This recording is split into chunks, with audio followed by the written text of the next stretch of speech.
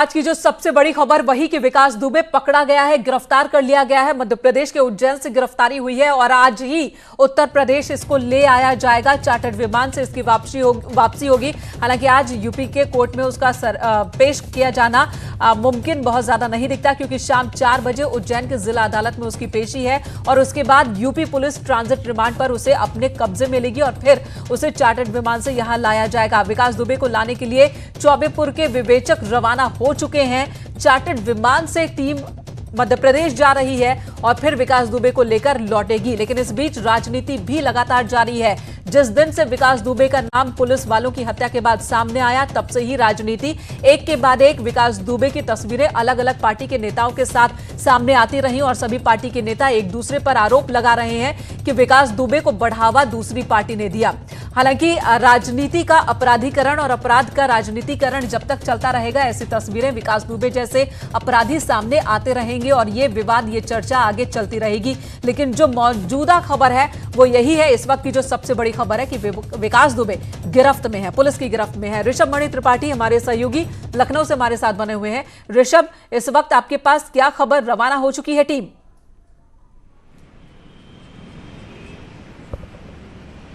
जी देखिए, बस कुछ ही पलों में यहाँ से टीम रवाना होने वाली है। स्टेट चार्टर प्लेन से जा रही है और वहाँ पर बता रहे हैं कि 4 बजे वो उसको कोर्ट में पेशी है। जैसे ही पेशी होगी उस वक्त ही यहाँ से ट्रांजिट रिमांड की अर्जी डाल दी जाएगी। जो लग रहा है ट्रांजिट रिमांड की अर्जी मंजूर हो जानी चाहिए। तकरीबन 2 दिन की ट्रांजिट रिमांड जरूर मांगी जाएगी और अगर आज रात तक भी ये वापस लौट आते हैं तो 1.5 से 2 दिन फिर भी होंगे यहाँ पर उत्तर प्रदेश पुलिस के पास कि उसको अपने पास रख सके। उस ट्रांजिट रिमांड के दौरान का जो समय है उसका इस्तेमाल किया जा सकता है। उस दौरान उससे इनफॉर्मल पूछताछ बातचीत की जा सकती है। फिर इसके बाद वो टीम उसको कानपुर की सक्षम कोर्ट में पेश करेगी और वहाँ से हो सकता है कोर्ट उसको जुडिशियल कस्टडी में जेल भेज दे या पुलिस कस्टडी रिमांड की अगर यहाँ से अर्जी डाली जाती है तो पुलिस को रिमांड भी मिल सकती है। रिमांड जैसे ही मिलेगी उसके बाद से ही तमाम खुलासे होने शुरू हो जाएंगे कि आखिरकार उस 2-3 जुलाई की रात को क्या क्या हुआ था, कौन कौन शामिल था, किसकी प्लानिंग थी, कौन खाकी वर्दी के लोग शामिल थे और जब ये वारदात को अंजाम देके फरार हुआ है तो किन लोगों ने इसको आसरा दिया है। इसके आर्थिक साम्राज्य पे भी सवाल होंगे। ऐसे कौन से लोग हैं जिन्होंने विकास की जिस सवालों की बात करें तो ये जो फहरिस्त है ये बहुत लंबी है। 1-2 नहीं, सैकड़ों सवाल है विकास दुबे से जुड़े हुए। उसके अपराध में जिस तरीके से वो बढ़ता चला गया उससे जुड़े सवाल हैं। वो पुलिस वालों को मार डालता है, 8 पुलिस वालों की जान ले लेता है, उसके बाद से फरार चलता है। इस बीच कौन उसकी मदद कर रहा है, कई सवाल हैं और इन सभी सवालों के जवाब के लिए हमें और कितना इंतजार करना पड़ेगा, ये भी अपने आप में एक सवाल है। अमित गंजू हमारे साथ जुड़ चुके हैं कानपुर से। अमित, इससे आगे क्या होगा अब ये बताइए कि उसे जब उत्तर प्रदेश लाया जाएगा फिर उसकी पेशी होगी और किस तरह की गहमा गहमी वहां कानपुर में नजर आ रही है, क्योंकि वहीं पर लाया जाएगा इसे। देखिए, मैं आपको बताना चाहूंगा कि चौबेपुर थाना क्षेत्र के अंतर्गत इसका मुकदमा दर्ज हुआ है। चौबेपुर थाना की पुलिस में विवेचक इसके कोतवाल हैं। निश्चित तौर पर जो हमारे सूत्र बता रहे हैं, टीम यहाँ से उज्जैन के लिए रवाना हो गई है और अगर और सोर्सेज बात की जाए तो वहाँ से फ्लाइट से 2 स्टेट्स के गवर्नमेंट के ऑफिसर्स के बीच ये तय चल रहा है कि किस तरह इसको वहाँ से सुरक्षा के घेरे में यहाँ लाया जाए। अब सहमत की बात कि अधिकारी जिस प्रकार से ये तय था कि कानपुर के तमाम टीम्स थी, चाहे वो IG स्तर पे हो, चाहे AD स्तर पे हो, चाहे SSP के स्तर पर हो, तमाम टीम्स भी अपनी तरफ से छापेमारी कर रही थी। ATS अलग कर रही थी। न्यूज़ 18 पहले दिन से कह रहा था कि उसके मध्य प्रदेश में पारिवारिक रिश्ते हैं, उसके संबंध हैं, उसका साला राजू खुल्लर की रिश्तेदारी है शहडोल में। इससे पूर्व में भी 2001 में जब पुलिस ने छापा मारा तो वहाँ से उस घर से नहीं मिला था, जबकि उसने वहाँ स्टे किया। और अभी भी जो चीज़ें फैक्ट्स आई हैं कि कल जैसे कि वहाँ बता रहे हैं कि उज्जैन में पहुंचा, रात में किसी रिलेटिव्स के यहाँ स्टे किया, जो तंबाकू व्यापारी हैं जिनके यहाँ वो स्टे किया। पुलिस उनसे भी पूछताछ कर रही है कि आखिर कैसे आया, किसकी गाड़ी से बैठ के आया, जिन 2 वकीलों का नाम चल रहा है, कौन वो 2 वकील थे, उनसे कैसे क्लब किए, कहाँ उनके साथ मुलाकात हुई, ऐसी तमाम चीज़ें।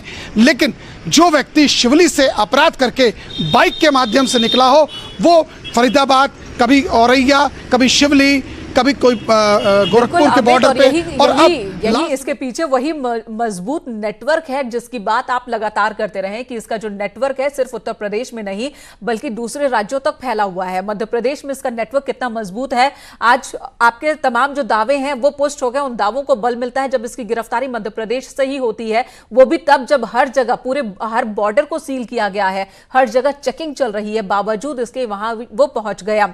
ठीक है, ऋषभ हमारे साथ बने हुए। ऋषभ, क्या उम्मीद करें? जो सवाल उठाए जा रहे हैं कि कॉल डिटेल्स, इस बीच किस किस से वो बात करता रहा, ये बात सामने आएगी।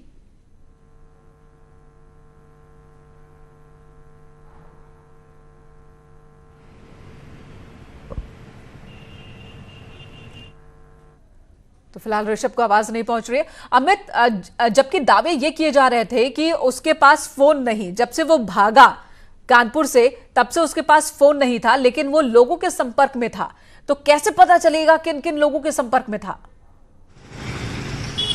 देखिए मेनका जी, मैं बताना चाहूंगा कि फर्स्ट डे से नेटवर्क 18 के चप्पे चप्पे पे रिपोर्टर्स, उनकी नेटवर्किंग चाहे लखनऊ हो, कानपुर हो, शिवली हो, कानपुर देहात हो, चाहे वो दिल्ली हो, चाहे औरैया हो, चाहे हमीरपुर के हो, हर जगह रिपोर्टर्स ने सबसे पहले रिपोर्टिंग करके बताया। लेकिन सबसे बड़ी बात जो 3 दिन पूर्व न्यूज़ 18 ने बताई थी कि वो शिवली में कोई पाल फैमिली है जिनके पास उसने रात पनाह दी, दूसरे दिन सुबह उनके यहाँ रुका।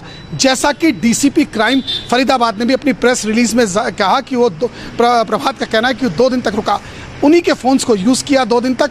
नेटवर्किंग देखिए कि एक आदमी के पास अगर कोई फ़ोन छूट जाए या फ़ोन न रहे तो मुश्किल से 1 या 2 कॉन्टैक्ट्स को हासिल कर पाता है या 10 नंबर उसके जहन में रहते हों, मगर इतना बड़ा नेटवर्क बनाना कि वो फरीदाबाद तक भी कॉन्टैक्ट हो, गोरखपुर में भी कॉन्टैक्ट हो, उसके ग्रेटर नोएडा में भी हो, कासना में भी हो, सूरजपुर में भी हो, आप शहडोल में भी हो, ग्वालियर में भी हो और उज्जैन में भी। और उज्जैन के गार्ड की जो सबसे बड़ी बात जो उसने बताई कि वो खुद टहलता हुआ पीछे के दरवाजे से आया, खुद उसने उसको बताया कि मैं विकास दुबे हूँ, उसके पुलिस ने उसको अरेस्ट नहीं किया जैसा कि गार्ड बता रहे, जैसा प्रत्यक्षदर्शी बता रहा है। यानी उसका कॉन्फिडेंस लेवल कितना हाई था उसके पास कहीं ना कहीं। जी अमित, अब ये चीजें क्लियर हो गई हैं कि उसे देखने के बाद पुलिस को जानकारी दी गई और प्रेशर के बाद ही उसने बोला कि वो विकास दुबे है और बाद में उसने खुद को रिवील किया कि वो कौन है।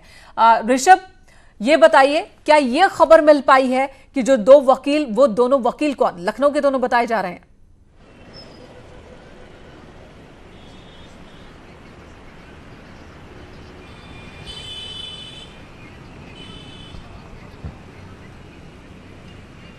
ऋषभ, आवाज पहुंच रही है आप तक?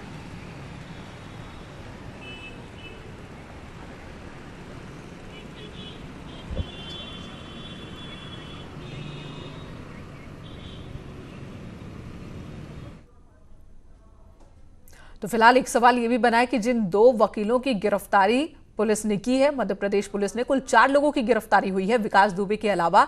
उनमें 2 वकील भी शामिल हैं जो कि लखनऊ से पहुंचे थे और इसी कार में पहुंचे थे जो इस वक्त हम आपको दिखा रहे हैं टीवी स्क्रीन पर। उन 2 वकीलों के बारे में भी पूछताछ चल रही है।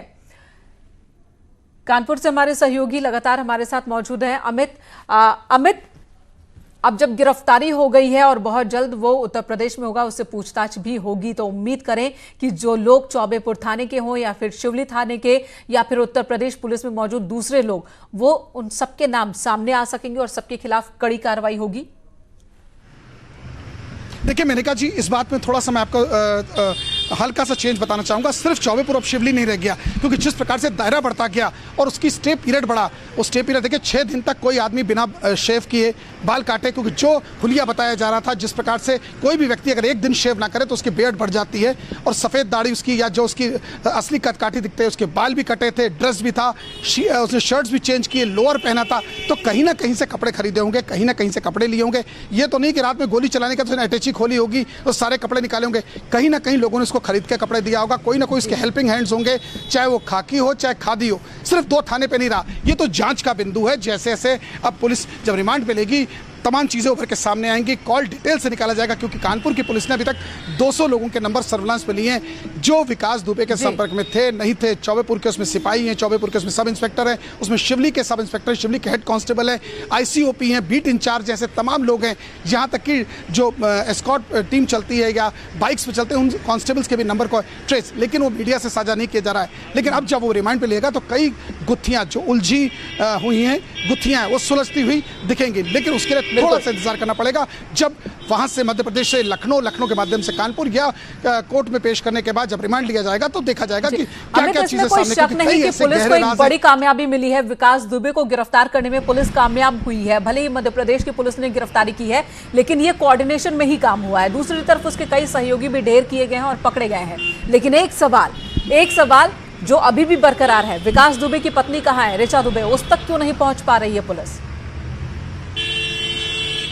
देखिए, बड़ा अहम सवाल आपने पूछा। निश्चित तौर पर विकास दुबे के लिए एक टीम गई, उसके शार्प 5 शूटर्स मारे गए, चाहे अतुल हो, चाहे प्रेम हो, चाहे अमर हो, और चाहे आज प्रभात की बात की जाए, और ये सब एक एक करके ढेर कर दिए गए। इसकी दहशत भी विकास दुबे के जहन और दिल में बैठ गई थी, क्योंकि हर व्यक्ति आजकल सोशल मीडिया और न्यूज़ चैनल्स पे नज़र रखता है, और एक एक करके जैसे उसके गुर्गे, उसके right, left, east, west, north, south, जितने भी उसके साथ मौजूद थे, एक एक करके गिरे, या गिर गए या हाफ एनकाउंटर में इस वक्त अस्पतालों में, चाहे वो उनका नौकर हो जिसकी बात की जा रही है दयाशंकर, या शामू वाजपेयी जिस पे 20,000 का इनाम था, ये सब एक एक करके 5 लोगों की मौत हो गई, 2 तो कहीं ना कहीं मनोबल टूटा है। हालांकि बाकी लोगों के खिलाफ भी पुलिस ने अभियान चलाया, इस डर के कारण भी हो सकता है उसने खुद सरेंडर किया हो या पुलिस को इन्फॉर्म, ये तो जांच का विषय, इस पे कहना थोड़ा जल्दबाजी होगी। लेकिन पुलिस का शिकंजा कसा है, जिसका परिणाम ये था कि उत्तर प्रदेश में उसको लगा कहीं ना कहीं कोई मुठभेड़ उसके साथ। एक बड़ी खबर इस वक्त आ रही है, ईडी जल्द करेगी विकास के खिलाफ केस दर्ज। तो ईडी भी जल्द केस दर्ज करने वाली है विकास दुबे के खिलाफ। मनी लॉन्ड्रिंग कानून के तहत ये मामला दर्ज किया जाएगा।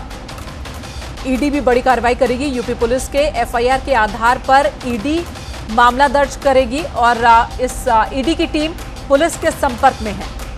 तो पूरी तरह से तैयारी विकास दुबे को हर मोर्चे पर धर दबोचने की, हर मोर्चे पर उसके खिलाफ बड़ा और कड़ा मुकदमा तैयार करने की। यूपी के बड़े पुलिस अधिकारी ने इस बात की पुष्टि की है कि ईडी भी कार्रवाई करेगी विकास दुबे के खिलाफ। मनी लॉन्ड्रिंग एक्ट के तहत उसके खिलाफ कार्रवाई होगी, और जो एफआईआर उत्तर प्रदेश की पुलिस दर्ज करेगी, उसी आधार पर मनी लॉन्ड्रिंग एक्ट के तहत आगे की कार्रवाई ईडी करने वाली है। एक बड़ी खबर है अमित, ये दुबे का साम्राज्य बहुत बड़ा था, क्योंकि उसके पास तमाम ज़मीनें, कई बीघा ज़मीन, कई पूंजीपति, और यहाँ तक कि एक उसके खजांची जय वाजपेयी, जिसको एसटीएफ की टीम ने कई घंटे तक, कई दिन तक पूछताछ की, कई उसकी संपत्तियों के बारे में जिक्र हुआ। यहाँ तक कि दुबई के एक 5-5.5 करोड़ रुपए के एक फ्लैट की बात भी सामने आई। यहाँ सूद ब्याज की जो मार्केट है, उसमें पैसा 2 से 5% तक देने की बात आई, जो विकास दुबे का था, यानी पैसे का मामला लंबा है। उसी दिन एसएसपी से जब हमारी बात हुई, अनऑफिशियली उन्होंने बताया कि ये मामला ईडी में जाएगा ज़रूर, क्योंकि इतनी संपत्ति एक साथ निकली है। अब कहीं ना कहीं जैसे जैसे जांच बढ़ती गई, जैसे जैसे एनकाउंटर्स बढ़ते गए, जैसे जैसे प्रोसीडिंग्स बढ़ती गई, अब ईडी भी। अमित बने रहे हमारे साथ। शंकर आनंद हमारे सहयोगी इस वक्त दिल्ली से हमारे साथ जुड़ चुके हैं। शंकर, खबर आ रही है कि ईडी ने तो कार्रवाई शुरू भी कर दी है, जांच शुरू भी कर दी है, कागजात भी लिए गए हैं कई, और उसकी जांच पड़ताल कर रही है। और जैसे ही यूपी पुलिस एफआईआर दर्ज करेगी, उसके बाद ईडी भी अपनी आगे की कार्रवाई शुरू कर देगी।